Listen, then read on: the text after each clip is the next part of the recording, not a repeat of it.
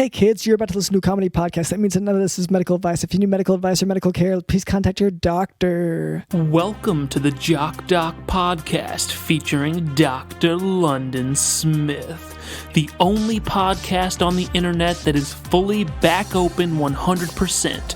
No restrictions, no mask mandates. That's right, you can listen to the podcast without your masks now.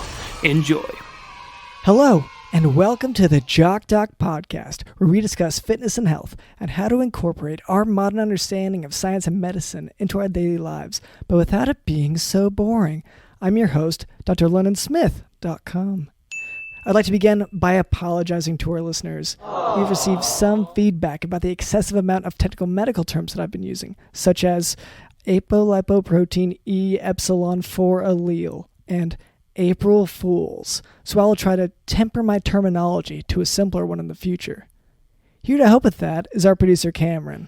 Hey, Dr. London. You kind of seem down today. Like what's going on? I mean, we're like spring just started. Everyone else is chipper, everyone else is happy, and like the sun's out, the penguins have gone back to their caves. Yeah. All the snow has turned back into fog, but you just kind of seem a little down. You okay, buddy? Yeah, so I mean, when the snow does turn back into fog, that's for a lot of people that is the season of new growth and everything. For me, I'm just so scared of the pranks that are going to come on soon. Because of April Fool's Day. Well, let's not say it. Okay. But yeah, it's AFD. Yeah. So, AFD comes along once a year, and it's just, for me and my family, it's a difficult time. We've all been, because you guys are suckers. Yes. Well, we live life and naively, very trusting. Yes. Yeah, I guess we're just honest people would be another way to. If someone offers you a peanut and it's clearly a fake can that a snake is gonna pop out of. Yeah, one peanut. And it just looks. You've never seen a peanut can look like this at all. You immediately go, yeah, and you reach your hand out. Here's the thing. I don't buy peanuts in a can. It's I'm not stupid. I'm going to save money. I'm going to buy in bulk. I get a barrel every time. So if someone hands me a can, I've only ever seen I guess the mean kind. And so that's what it's my understanding that's how they all look. Right, but here's the thing. Even though this has happened before, and even though we're talking about it right now, you are going to fall for it again. Well, if I'm hungry, and I'm always snacking a little bit. But I don't think that's a mark against me. There are two kinds of people in this world, and we've got prankers and we've got prankies, and you come from a long lineage of prankies. Yeah. The people who pranks are thrust upon. Whereas me and my family, April Fool's Day is a little more... AFD is a little more fun for us because we are more of the... alpha types, the aggressors, the prankers. Yeah, which and I know that your family's proud of that, and that's part of your culture, and so that's in that regard, like I can't be down on you for it because I understand like that's there was no other way to grow up for you, and that's our family emblem is a guy shoving a guy from your family's face into a pile of like pig excrement, sort of mud, just like the mud area. Yeah, I mean, but the way that our family tells it was definitely excrement. It was not mud. It was it's all mixed in together. You know what I mean? Like it's the dirt, it's the food, it's vomit, it's everything. Pee. I guess whenever your family tells it, it's maybe more innocent. Whereas with ours, we're just well aware of how traumatizing that was, and our families are essentially Hatfield, like the Hatfield versus McCoys, but for pranking. Yeah, it's like a centuries-long feud. Yeah, and I guess to call it a feud seems really kind to your family because it's just your family, being mean to mine is what it... You guys have it coming by, again, opening that can of peanuts every single time. Yeah, well, and to clarify once again, it's usually, like, at best, it's one peanut. Like, whenever I open it, there's only maybe going to be one peanut in there that's real, and that's what's frustrating. It's always a snake that's going to pop out. Yeah, but, like, well, I guess, yeah, come to think of it. Has it ever been even one peanut? You know what? Can we move on from this? Because this is actually, for my family, for me and my father and his father before him. Yeah, I don't want to be insensitive at all. It's just, most holidays, everyone kind of is on the same page about it. My family's on the same page about this. It's like a time of mourning for your family, but a time of celebration for my family, and so it's a little awkward. Yeah, and so kind of insensitive for you to even ask why I'm down today. Okay, well, so now it's out there? Well, it's like I've put a straw in the back of your socks just earlier today that I'm sort of funneling potato salad into. And so it's slowly filling up your shoes, but slow enough where you don't even notice, sort of like a frog being boiled, Yeah. I don't boil frogs that much either. And it's like, I did that because I thought it was sort of honoring the day, but now I'm being told that because times are changed and things are so sensitive these days that I might be kind of hurting you. Yeah. So, so that's our producer. And that bums me That's our producer, out. Cameron. Also with us is Digital in the house. There are two kinds of people in this world, and we've got prankers and we've got prankies, and you come from a long lineage of prankies.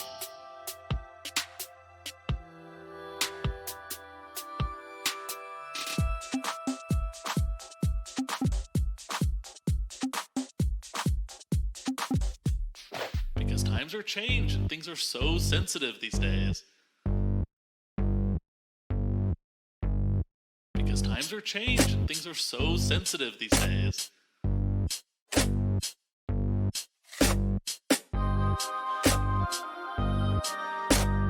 Things are so sensitive. Things are so sensitive. Things are so sensitive. Things are so sensitive. These days. These days.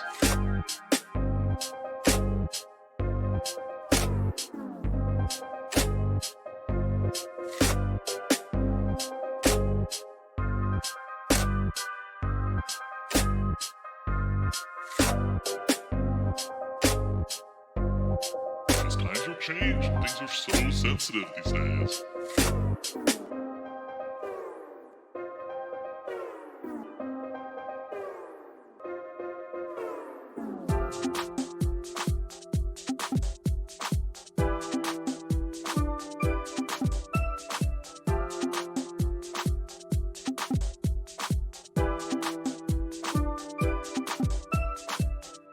And Cameron tells me that we can expect a special guest today as well. Did I tell you that? I could have... Maybe it was another prank. I can't tell. This time of year, I can never tell anything. You can't tell... Just because of the prank stuff? You can't tell, like, what time of day it is or, like, whether or not you're hungry or, like... It's hard to keep track. Like, I can tell I'm hungry because no peanuts, but... Oh, right. Yeah. But anyway, before we move on, I would like to address a bit of listener feedback. I found this note stapled to the small cask of whiskey that was attached to the neck of a dog that showed up when I had been stuck in an avalanche cabin for a few days. The note reads, quote, "I'm available, PM me. I'm 75 and ready to get back out there after Henry finally croaked," end quote.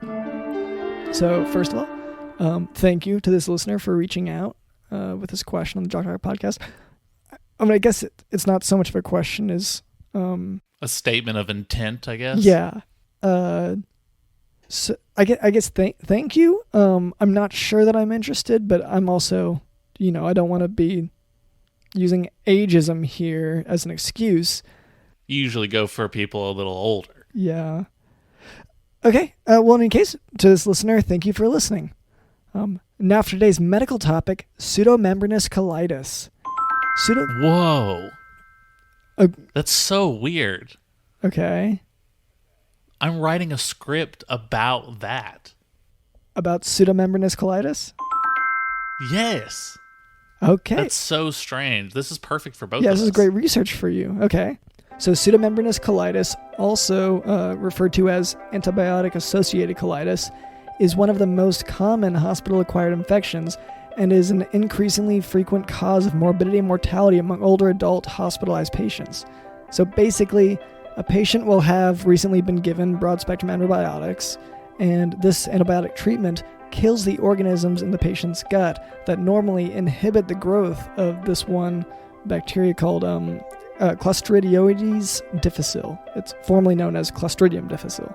So this leads... Okay, antibiotic-associated prophagus turns to the antibiotic treatment organism and says, "Baby, I've been waiting for you my entire life." Okay, keep going. So almost all antibiotics have been associated with this, but the most frequently implicated antibiotics are, clindamycin, ampicillin, and cephalosporins. Symptoms usually begin during the first week of antibiotic therapy. However, up to 6 weeks may elapse after stopping antibiotics before clinical findings become apparent. And disease severity, it really varies widely. Clinically... But then suddenly, clindamycin, which they then have to go to therapy for 6 weeks. Okay, go ahead. Okay, clinically, patients will present with profuse watery diarrhea, usually with no blood or mucus. They'll also have crampy abdominal pain. In severe cases, they may also have toxic megacolon with a risk for perforation. So that's whenever your intestine actually bursts and, the contents spill into the peritoneum. Okay, so the lead antibiotic-associated prophagitis has diarrhea, and then his girlfriend turns out to be, sort of in a twist, toxic megacolon. Yeah, so is that right? I feel like the way we're gonna have to approach it, the way that you're writing, maybe I'll just do edits after, because I'm not sure that you're following exactly. But anyway, it's a demonstration of C. difficile toxins, and we usually just refer to it as C. diff. But demonstration of that in the stool is diagnostic, but the results take at least 24 hours. Flexible sigmoidoscopy is the most rapid test and is diagnostic, but because of discomfort and expense, it's infrequently used. Because that is, shoving a camera up there. Anyway, abdominal radiograph may also be done. Oh, well, so now I've got a huge connection, right? So our main guy he's got chronic diarrhea, so he's been on the toilet for 24 hours, right? Like you had just said. Well, and stool, you had said that as well. And then while he's on the toilet, because he's being spied on by the bad guy, suddenly from the hole of the toilet, a camera kind of shoves its way up there and takes a hold of him from the inside. This is gold. Okay. So this is one of those... And this is real? What you're describing, it sounds like one of those based on a true story situations where it's very loosely based on it. Thank you. Abdominal radiograph may also be used to rule out toxic megacolon and perforation. Patients may, they also typically have a white blood cell count that's elevated. Treatment includes discontinuing the offending antibiotic if possible. Metronidazole is the drug of choice, but this cannot be used in infants or pregnant women. Oral vancomycin is used if the patient is resistant to metronidazole or cannot tolerate it. Regardless of choice of antibiotic, recurrence may occur within 2 to 8 weeks after stopping the antibiotic. This occurs in 15 to 35% of successfully treated patients. Cholestyramine may also be used as an adjuvant treatment to improve the diarrhea. And there are also other treatments. There's the pill that's known as the Stool Transplant that they take fecal matter from a healthy gut and make it into a swallowable pill that you can take.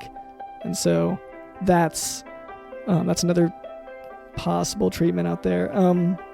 You're just eating poop?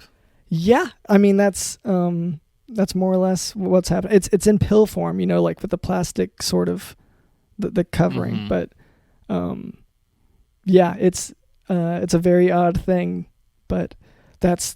Well, I mean, I guess if we'll have to work it into the script. So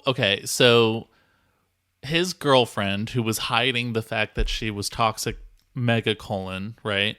She ends up pregnant, which means she's a pregnant woman and sort of an infant, because you're both when you're pregnant. So both of those are bad, like you said.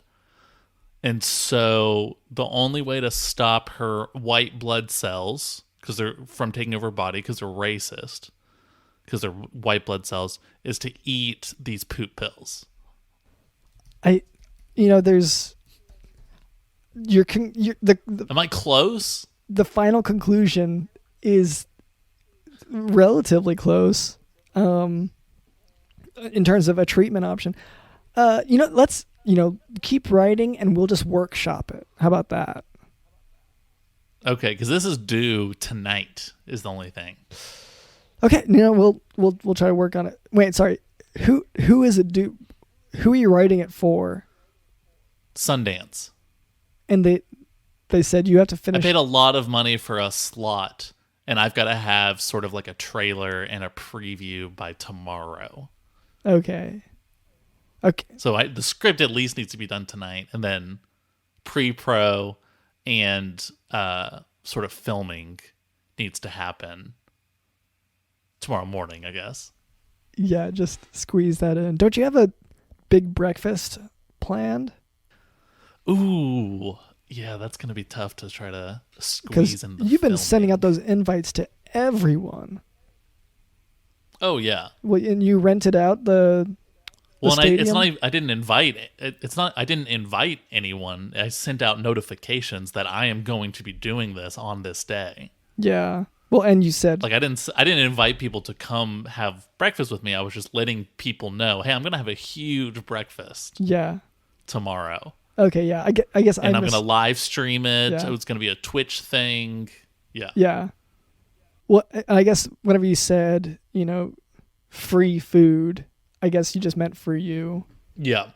Because I stole it. Okay. Yeah, I guess it's free for you. Okay, well, in any case, that's a medical lesson. If you want to move on from there, would that be all right? Sure. Just eat your poop pills. Cameron, normally I would ask, do we have a guest today? But I guess neither of us know. But I am seeing someone here. Hello there. My name is. There's definitely someone. I see the silhouette of someone standing into the shadows. Yeah.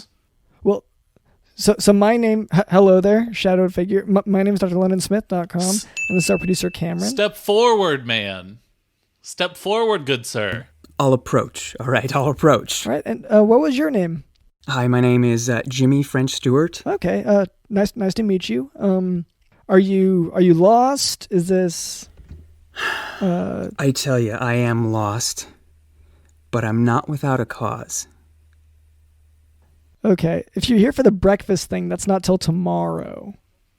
And you're not invited. That's just a live stream. Okay, I kind of got the sense of that from the flyers I saw outside, but I have something that you're going to want to be a part of. So I'm not going to leave just yet, okay? Okay. All right, I'm going to lay my cards on the table. Literally. Yeah, okay. No, I see. And you brought a table gentlemen, for it?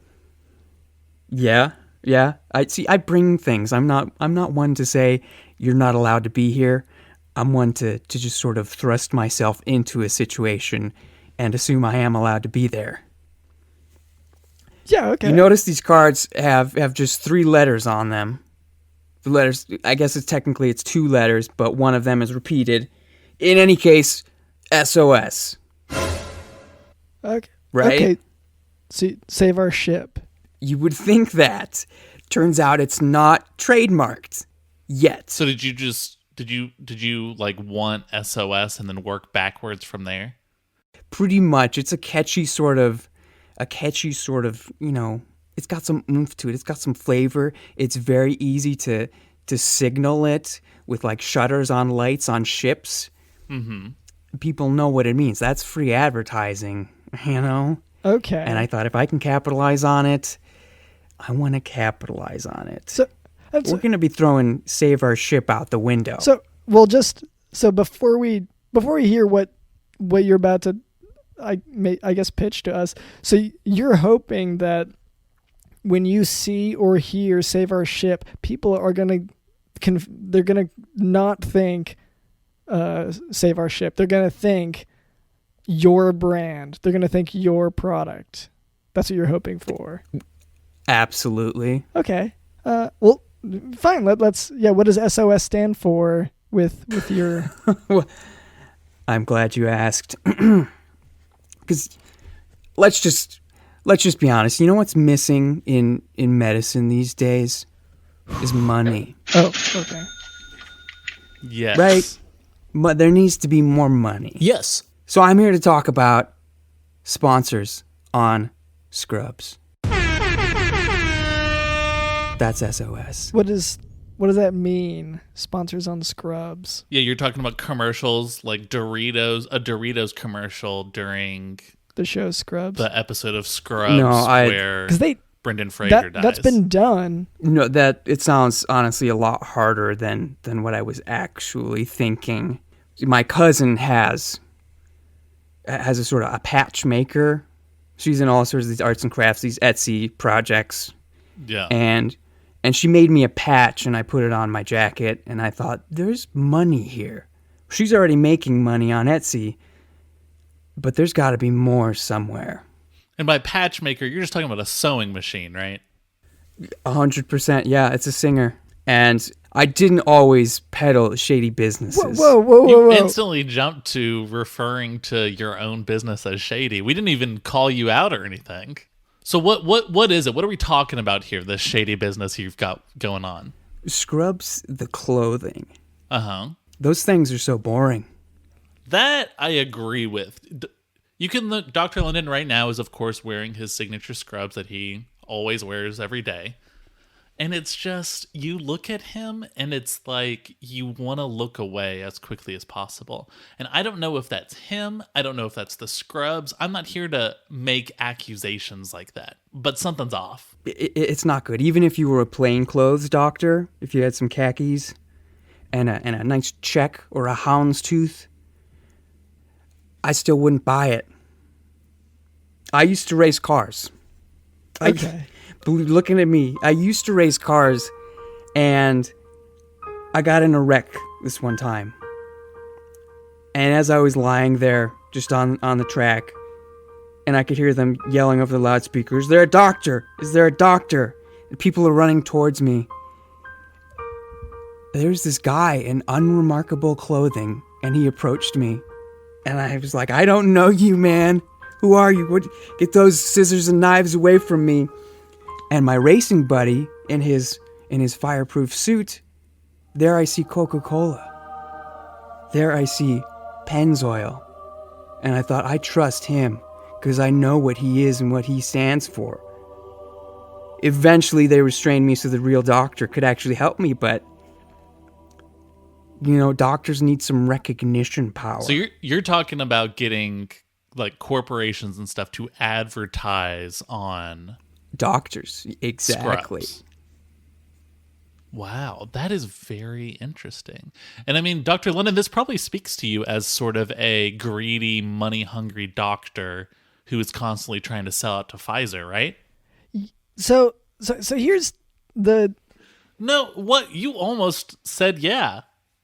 You started going... It sounds like you worked for or with NASCAR, and because of that very specific experience where you only trusted people who wore the branded content or the clothing, because of that experience, you only trust those types.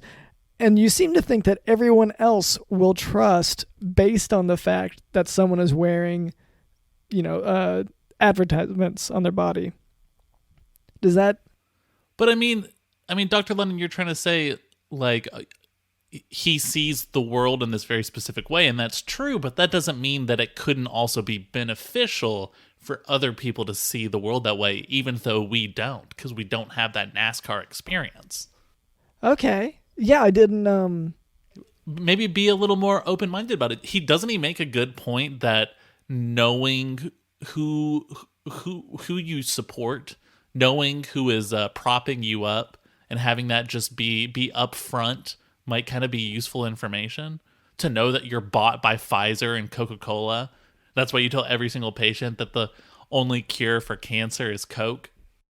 I feel like you're paraphrasing a whole lot. Let me pose one question. Okay. Have you ever opened a can of peanuts? And Wow. do I need to go on? There's trust in a can of peanuts. You know what you're going to get. Yes. Snakes everywhere. You can reliably expect there to be snakes every single time, which we're trying to tell you, Dr. London. On April 1st, if people start offering you peanuts in a can, stop accepting it. Well, no, it's peanuts in a can. It's not snakes. You're not going to be able to explain this to Dr. London. I'm really sorry. He's not going to understand. A bad the metaphor. whole peanut analogy. You know what's what's worrying to me is like these are live snakes, and there's something to be said for animal cruelty being an issue there. Like people, there's something to be said. Just say it. You don't have to talk about what could be said about it. Just you could be the one saying it. I think it is cruel to put snakes into these peanut cans, whether or not you're going to give them to anyone, and deceive that person time and again, over and over. So well, then it sounds like you can look at these pranks as sort of a positive thing. You're a hero by opening up the can of snakes. But I feel like I'm also the inspiration for the original canning. And that just comes down to a sort of chicken versus egg kind of thing. Who would win? The snake. Exactly. Yeah, okay. Yes, the snake would win. But this is all beside the point. So how can we, like... I mean, we know this is a shady business. I'm kind of curious what makes it shady. Like, it doesn't really sound like there's any shadiness going on. I mean... Yeah, you said you're an honest guy. Could you explain what you meant by shady? I guess it's just, this is going to be based out of Florida, and it's kind of in their bylaws that for a business license, that's one of the requirements. It must be somewhat suspect. It can't pass muster 100%. Okay, so it's at least a little shady, just for legal reasons. I'll concede we're trashy at best. Okay, so one other thing I should point out is, if you go to a hospital, a lot of things in the hospital will have a logo on it, a name of, whatever pharmaceutical company or supplier. So that part's already there. You're just saying to branch out beyond hospital or medical things and to have your Coca-Cola companies, your Pepsis. Well, it sounds like he's trying to put money in your pocket as the doctor. Yes. Right? The logos that are around the hospital mine. and stuff, you're not making money off of that. No. That's true. How does the payment system work? How does Dr. London get paid for doing this? Let's say I don't know, who's the major poop pill manufacturer? You would have to look that up. I mean, let's just say Yamaha, because Yamaha does they do everything from pianos to motorcycles to poop pills, music equipment. So yeah, we're just gonna say Yamaha is paying to have their logo on Dr. London's scrubs as a hypothetical. What is it? How much is Dr. London getting from that? He gets about 10%. But okay, so these companies are, Dr. London's getting 10%, so the other 90 is going to you. I would say that's kind of shady because it doesn't really sound like you're doing anything. Oh, You're bringing the hardly idea anything. to people. Yeah, you're bringing the idea to doctors, and then it sort of seems like... and the patch. a pyramid scheme kind of thing. Yeah, that's true. Your sister's sewing machine, I guess, Right. is part of it, and I guess that maybe is deserving of 90% of the revenue. I'm not sure. She needs thread. Okay. Yeah. The I don't know what else. She needs thread. I know that much. notoriously expensive. But I mean, do you have success stories? Like, have any doctors signed up to this already, or... There's a guy, he has his face on a bench. He's Dr. Riggs Okay. out of Sarasota. Okay, so, He doesn't, you notice I didn't add any letters after his name, like MD, and nothing like that. He makes a good barbecue. I'm not actually sure he's a licensed medical professional. Yeah. A Dr. Dre or a Dr. Pepper kind of Right. thing. Sure. He's a celebrity doctor Yeah. in Sarasota. A Dr. Phil, a Dr. London, a Dr. Scholes. so you say that his face is on a bench. You didn't say that was you. Were you involved in putting his face on a bench, or are you just saying that that's similar to? Yeah, I guess that's true. We asked for like a success story, and you just kind of mentioned his name. Yeah, we've talked about it. Okay. But So he hasn't signed up. So no one No. signed up is what I'm I'm kind of still getting looking. from this. I'm still looking for that. I'm hunting for the big fish. I'm not gonna fish for a fish. I'm hunting for a fish because I take this seriously. And are you and your sister finding these sponsors, or is that also Dr. London's responsibility? Oh, we've got that covered. We're sending Instagram messages all day, every day. Okay. That is the best I mean, way. I think this is a great idea. Yeah. Puts a little beer money in your pocket, Dr. London. Well, so I do have. You're just turning on your patients onto cool products like Buffalo Wild Wings, or maybe Cutco knives. So what if we did, instead of, forcing the unethical part onto the doctors, maybe your business, maybe we need to give you tips on how to be less ethical so that you're shady enough to pass muster in Florida. Okay. Yeah. Rub some dirt Yeah. on me. Rough me up a bit. It sounds like that's really the only part that you're struggling with this business model. And Cameron, you can help out here as well. How do we make this shadier? Well, I mean, first things first, let's sign you up for this. You're on board now. as long as they don't. Okay. We'll say sure for now. Yeah, and in terms of shadiness, I would say maybe start donating half your money to some sort of, I don't know, like right-wing organization. Oh, like a house of rich boys. Well, something like yeah. that. I mean, if you're Not needy people. Yeah, I would say just any extremist.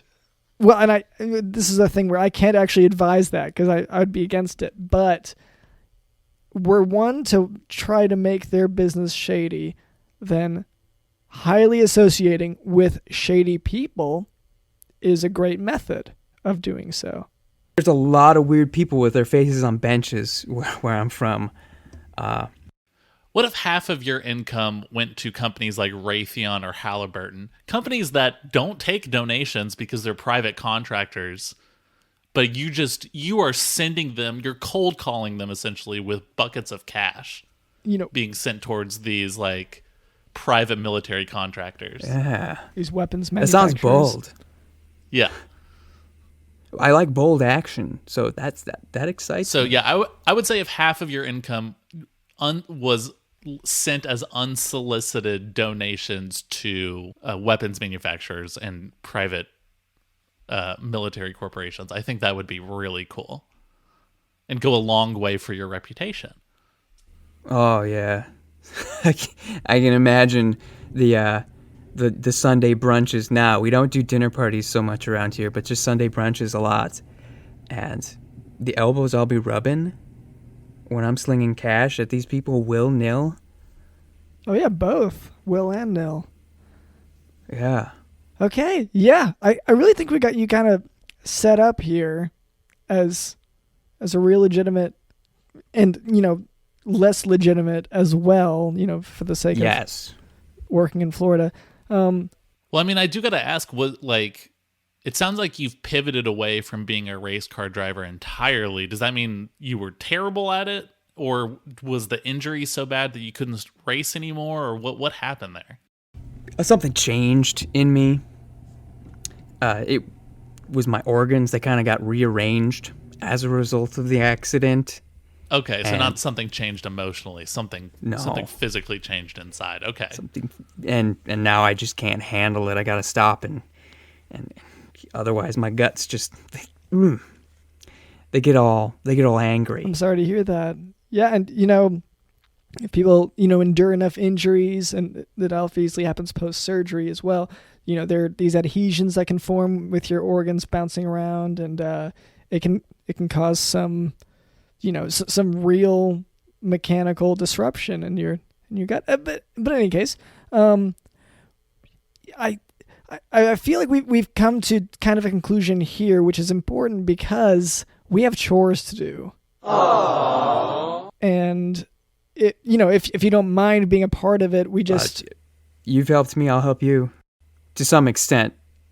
The guts again. The guts kind of prevent me from doing some things, but I'll do what I can. So the Chore Wheel is basically, for a really long time, Dr. London and I neglected all of our chores. We built this Chore Wheel that we spin, and whatever it lands on, that is the chore we have to do today.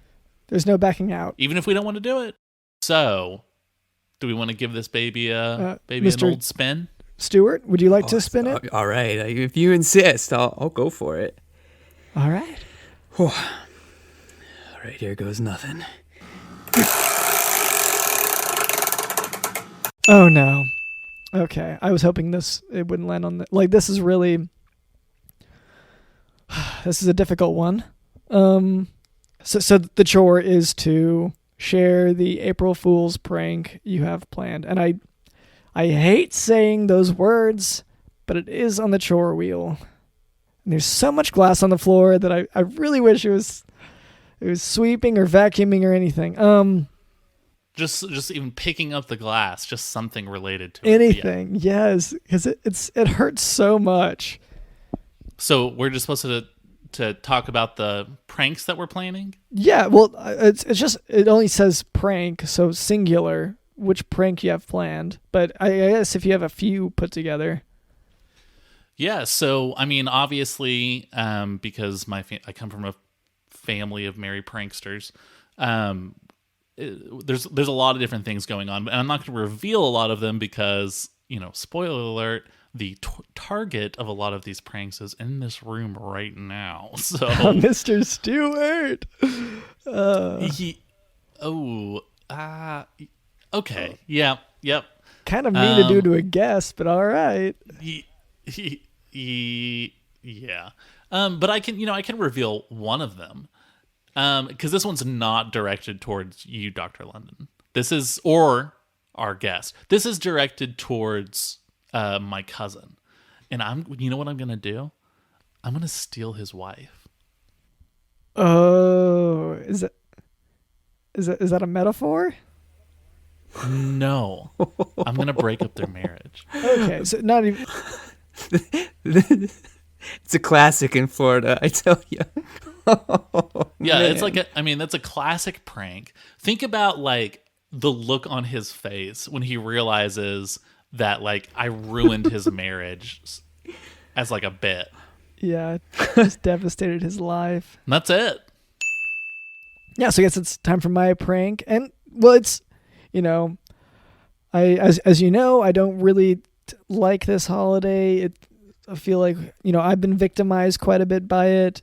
But I'm trying to keep my hands out of it. My family, I've even protested a little bit against it, but my family does have this little thing for, Cameron has some family members, and I have family that has, sort of a lot of drums of gasoline and, some fire starting material. And, so there's some rumor of some plan to prank a house. So that's, I don't want to share anymore. I don't really Oh yeah. kind of listen up to all the family affairs. But I don't know. It sounds fun. I think they said something about Sounds like it's going to be a pretty fun day to me. Yeah, they said something about a bonfire, and I'm like, well, it's sure, I guess. Wow. So, should I share as well? yes, please. Yes. Yeah, please do. I guess it could affect people in this room. It could affect anyone who comes within arm's length of me. I have a boa constrictor. And I'm just planning on going around on the Day of Fools and saying, hey, does anyone want to feel this? And when they go, like, I want to be very careful. There's no innuendo here. Does anyone want to touch the snake? And when they do, I've trained him. He's just going to start vomiting peanuts. Whoa. It's like the opposite. Okay. This is, Yeah, it's sort of lampshading the whole peanut can snake situation. It's genius. probably the best idea I've actually ever had, to be honest, now that I think about it. this might be, I might prefer this, except for the fact that, I don't know how you induce the vomiting. But, aside from that, this sounds like He's ticklish. a welcome change from the usual. Oh, you just tickle your snake and then he throws up? No innuendo. Okay. No innuendo there. Very specifically. Okay. Well, man, that is a good prank. All right. Well, I feel like we've done this chore. Hopefully next week there will be something about vacuuming or cleaning, because it's so bad. Yeah. So thank you to our guest, Mr. Jimmy French Stewart, for coming on. Is there any way, Mr. Stewart, for people to keep up with you after this? Well, actually, a dear friend of mine hosts a podcast called ReviewParty.com. It's the only podcast that reviews internet reviews, allegedly. And sometimes I sit in the room while he's recording and try and crack jokes. So you can check that out if you're into people cracking jokes. Any way to hear from that on social media or anything? You can find that at ReviewParty.com on Instagram. And you can find it wherever podcasts are found. If you happen to see it on a bench, let us know. Okay. Because I'll talk to my friend about that, and he'll be real confused. Once again, thank you for being on, and we'll have to look at that podcast. Thank you to our producer, Cameron. Thank you to Digital in the House. There's trust in a can of peanuts. You know what you're going to get.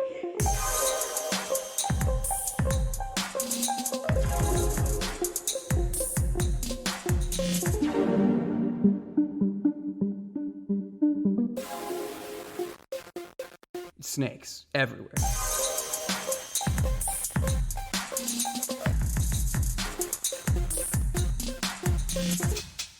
My name is Dr. LondonSmith.com, and this has been the Jock Doc Podcast. See ya.